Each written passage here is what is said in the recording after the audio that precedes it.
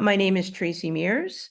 I am the Walton Hale Hamilton Professor at Yale Law School. I am also the co-founding faculty director of the Justice Collaboratory at Yale. I have studied criminal legal institutions and indicia of safety deprivation in urban communities for pretty much my entire career. The most prominent indicia of safety deprivation being violence.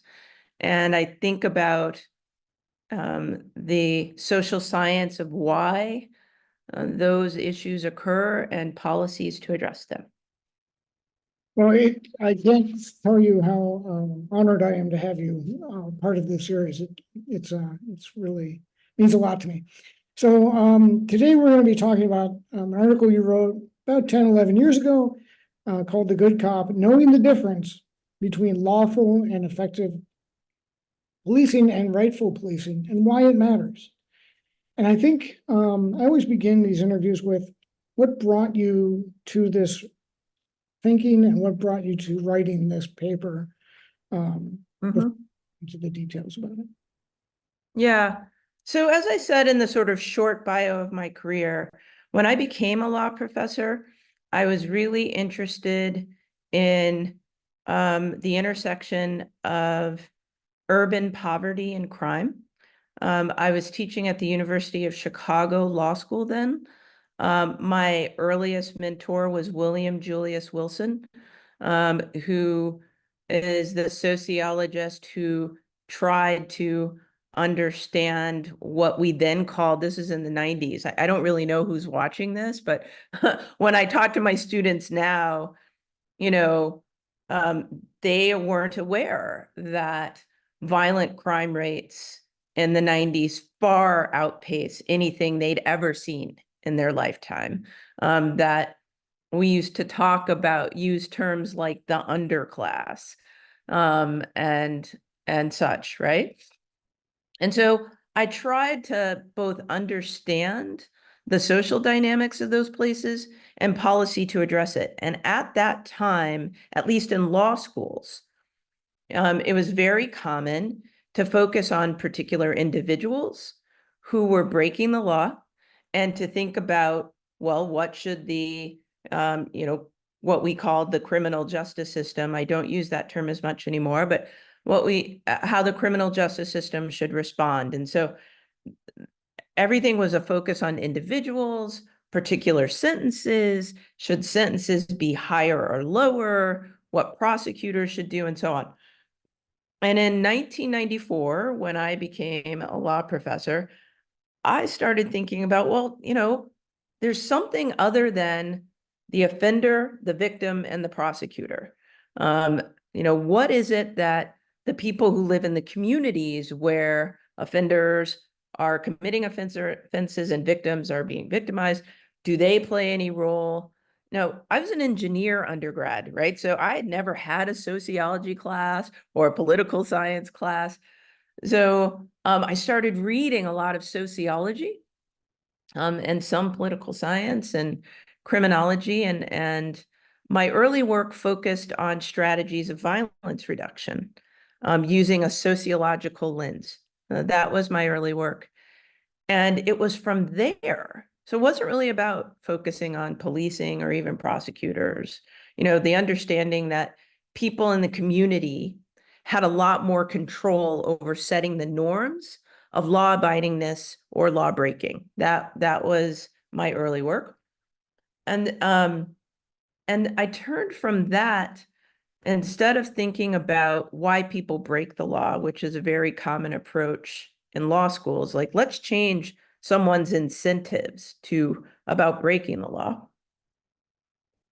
I became really curious about the fact that most people obey the law most of the time. Even people who commit very violent offenses, right? I mean, this is a cartoon version, but even a serial killer is not an all-purpose lawbreaker. They don't go around shoplifting. They don't run red lights. They don't burgle houses, right? Most people actually obey the law most of the time. And I started thinking about, well, why? Why is that true? How do we think about that? And thinking about that question, I shifted from sociology to psychology. So the procedural justice work that we're probably going to talk about in a minute. And doing that work led me to think about policing, right? Because police are the one representative of the state that people interact with the most. And, the short version of why people obey the law is because they think that the state is legitimate. And if you think that the representative of the state that you most often interact with is not legitimate, then you're much more likely to break the law. So that was how I got to this paper. Yeah, and well, thank you for that, because it gives a good frame for what is going on in the paper. And I think just at the very beginning, the introduction, you lay out 3 ways of thinking about the police. And basically there's a aspect of law that they're enforcing, I suppose. And then there's also fighting crime, and I guess to a certain degree, deterring crime. Yes, And exactly. the where you kind of land on this paper is there's a third way, which you call rightful policing or good cop kind of terminology. So could you briefly kind of walk us through those 3 and how you think about them or thought about them in this paper? Sure. So effective policing actually reflects the kind of individualized view of, focus on law breaking, right? That the job of the police is to identify and catch people who have broken the law. And in doing so, that task is going to convince people that they are less likely to break it because they think they'll get caught, right? Or as you just said, prevent crime. And in the 90s, early 2000s, and so on, that view was very prevalent. Like cops should get tough, they should be out there, they should be everywhere, they should be deterring crime. And that's the most important metric that we should use to evaluate whether or not they are good, doing their jobs. Lawful policing is less about police enforcing the law and more about if they're doing it, they're complying with the laws as they enforce the law. So that's the lawyer's view, right? If the criminologist's view is police should be effective in deterring crime and hotspot policing and so on, the lawyer's view is that police should scrupulously obey the law when they are enforcing the law. And that's the most important thing, even if obeying the law actually makes them less effective at deterring or identifying crime. So, those 2 views, I pose them as sort of loggerheads, right?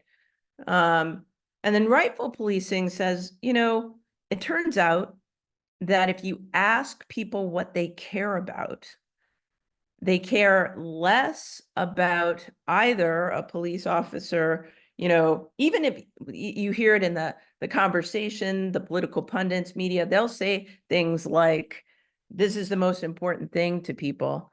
But, there's data that shows as crime has gone down over time, right? Which it has. Remember, we started this conversation saying violent crime in the 90s was way up there, okay? The view of the public about police has remained flat. It's remained flat since the 90s. Hasn't gone up, hasn't gone down. Now that's perplexing, isn't it? Because if violent crime is going way down and people actually cared a lot about police doing something about crime, wouldn't you expect the view of police to go up? It hasn't, right?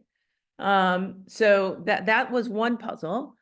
And then the lawful policing, we already know that lots of people and members of the public are less concerned about police scrupulously obeying constitutional law.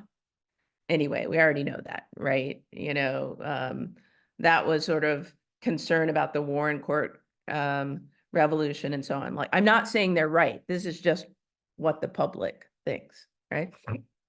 So what do members of the public care about? They care about being treated with dignity and respect by representatives of the state. They care about decisions being made fairly. They want decisions to be explained to them. They want the decisions to have a basis in fact. They don't just want people telling them what to do. They want to participate in decisions and tell their side of the story. They want to have, that's what's called voice. And they want to be able to trust the motives of the representative of the state they're dealing with. These are the 4 factors of procedural justice. And that view is the essence of rightful policing. Yeah. Did you catch all of that, by the way? Because you keep freezing. So I just want to make sure I'm staying on. Yeah, you're fine. So as long as, so yeah, that's fantastic about the kind of the third way and procedural justice as you laid it out. I think we should kind of unpack those 2 other terms, because the paper does as well. Just kind of, when you say constitutional law and police respecting that, and people really don't have that in their forefront of their mind when talking about the police. Explain that to us, and explain to how crime, like solving crime and crime prevention, isn't foremost in people's minds too. And then we'll get into procedural justice. Okay, so with respect to constitutional law and so on not being in the forefront of people's minds, my colleagues and I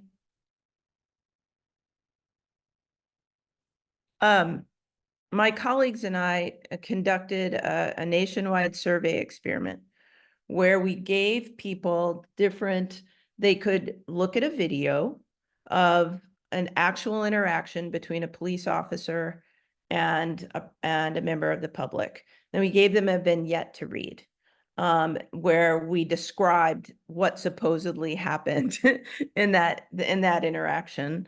And we varied the description of what happened along a few dimensions.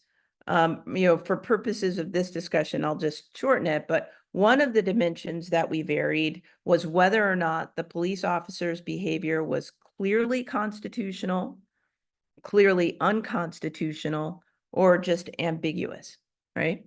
And in the video, what the people could tell is how the police officer was treating the member of the public along the lines of the factors of procedural justice I was mentioning. Was the officer treating the person with dignity and respect? Were they giving them an opportunity to tell their side of the story? Were they giving facts of the decision, and so on, right? Now, understand that, the way constitutional law works, it is difficult, right, for a person to know the law. Those of us who were putting together the vignette, we put a scenario that a person could read where if you actually did know the law, you would know that it was unconstitutional. Okay, like the police officer stopped this person because of their race or something. That's clearly unconstitutional. So what was interesting is when we did the analysis, we found that by and large, people cared, our respondents cared much more about whether a cop treated the member of the public consistent with these ideas of procedural justice than they cared about whether or not the the behavior was actually constitutional. Now, understand, we never said this is constitutional or it's unconstitutional. We didn't say that, but we did ask them questions in the survey about it. And basically, it turns out that people will assume, or, they reason that a police officer's behavior is lawful when a police officer treats an individual consistent with these ideas of procedural justice. People don't know the law, right? But they will assume or reason that behavior is lawful when they're treated with dignity and respect, when they're treated in ways that they consider fair, decisions without bias, all the factors of procedural justice I talk about in the article. So from that, we conclude that is more important to individuals that police officers adhere to procedural justice than they adhere to constitutional law. By the way, I don't think that that is more important. So let me be clear about that. The reason why, and after I talk about lawfulness, I'll go to effectiveness. The reason why we wanted to make that point is that it is often the case that police officers will act in ways that are clearly lawful. And that was true in our scenarios as well, but were not procedurally just, right? They treated people with disrespect. They treated them in ways that people perceived to be unfair. They didn't listen. They didn't give people an opportunity to tell their side of the story. And people don't like that. If you tell them, well, my behavior was lawful, so I don't know what you're complaining about, they're like, no, you can't treat me that way, right? The law does not concern itself with these issues of procedural justice, right? So that's point one.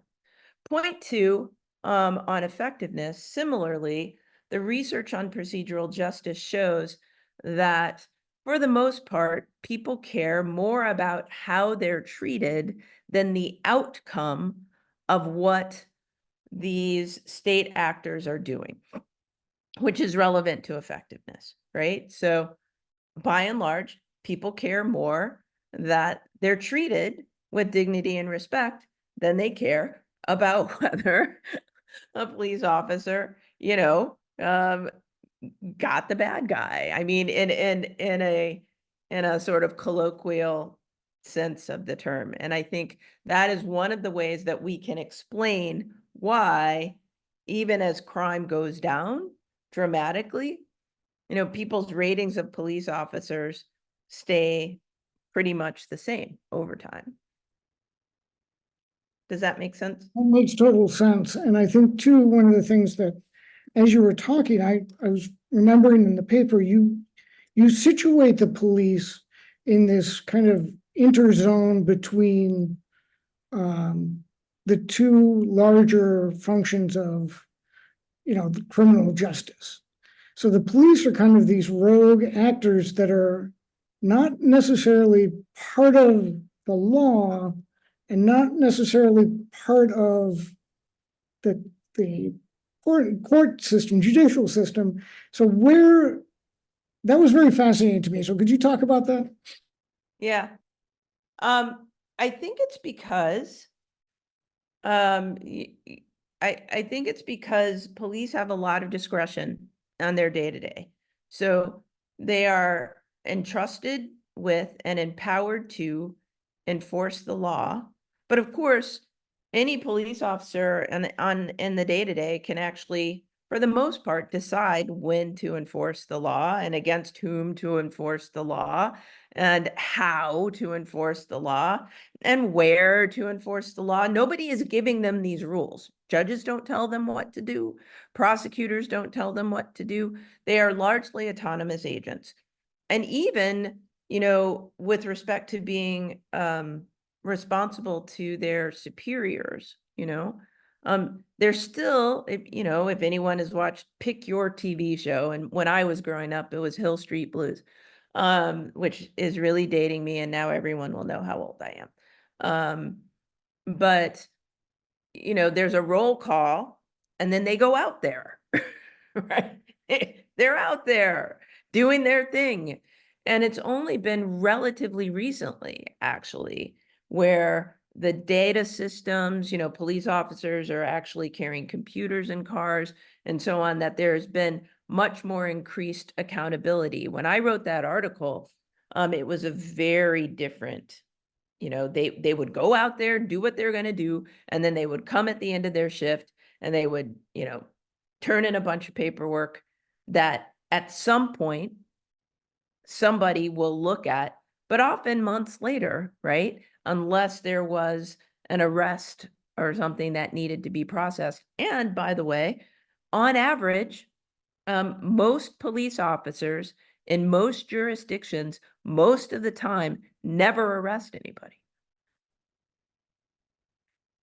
Constantly interacting with people, but never arresting anyone. And it wasn't until the sort of the modern era where paperwork was required for the lesser interactions like stops and field interviews and so on, there wouldn't be any paperwork unless there was an arrest.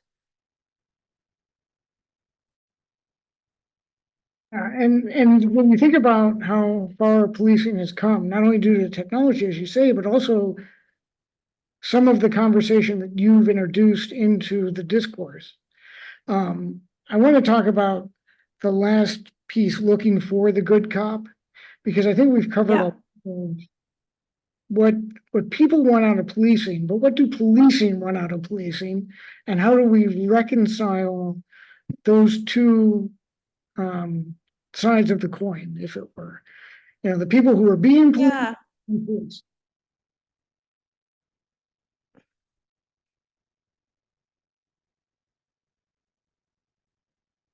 You cut out at the end. You said the people who are being policed, and then I didn't hear what you said. I'm sorry. Police. So how do we justify or square that dynamic, that interaction between those two sides, and what they want out of the transaction? So, I think what police, we've been pretty clear about what people want out of police. I think what police want has changed substantially over time. So when I wrote this piece, I was serving on a Harvard executive session on public safety. And the executive session comprised police chiefs from all over the country, a couple of sheriffs, police commissioners. There was a union representative, and then a few scholars. Give me 1 second.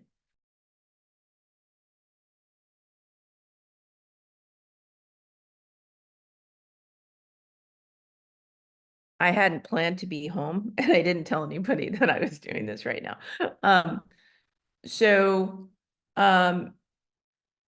And they were struggling with the change in policing because they recognized the power of the ideas that I was setting out, along the ideas of rightful policing. That is, that it's not enough just to focus on effectiveness and, think about lawfulness sometimes, that you ought to be thinking about being both lawful and procedurally just all the time, right?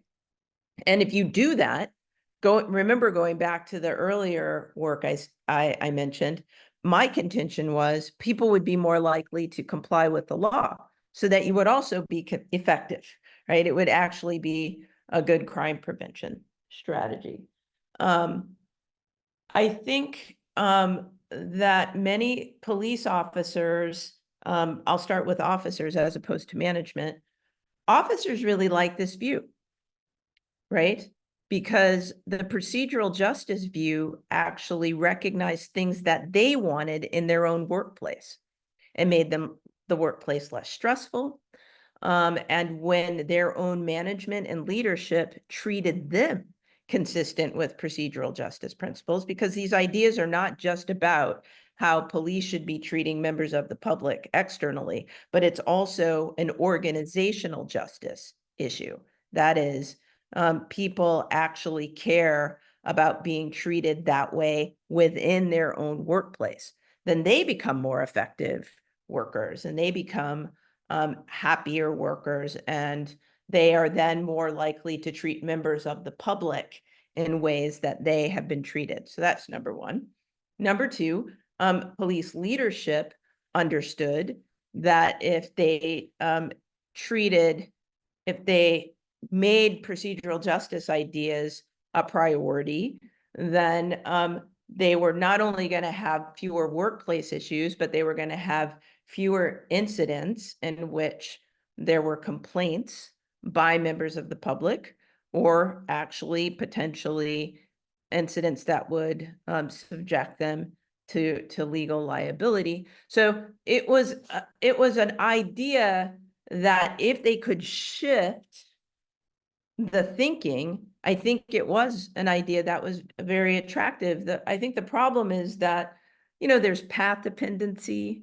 There are always people who want to do it the old way. There are always colloquially cowboys out there who are drawn to being police officers for a different reason. And I think today, now in 2024, we're seeing the proverbial chickens come home to roost, right? People are leaving the job. And because there's somewhat of an identity crisis, right? They're having much more difficulty attracting, I think, people who would actually be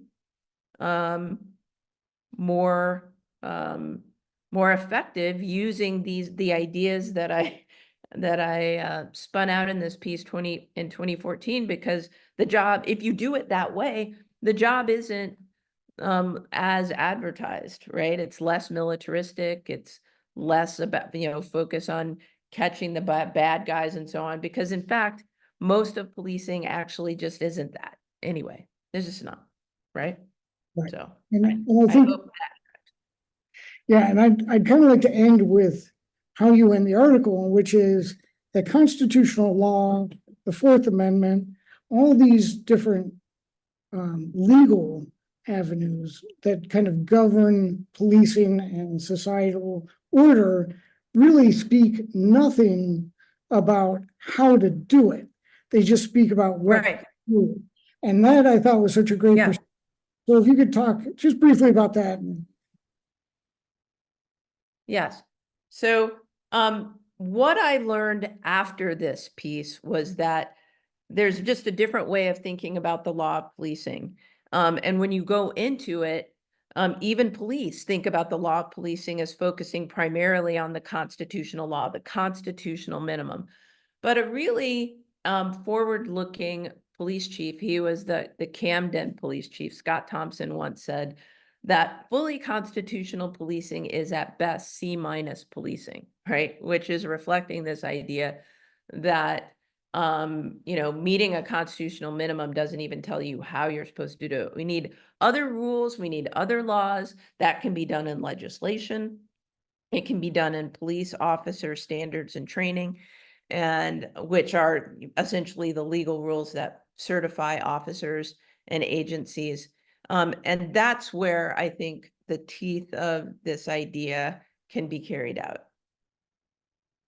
So moving forward, if you were to do one prognosis on how to fix the system, the problem, and everything we've been talking about in one or two sentences, how do you do it?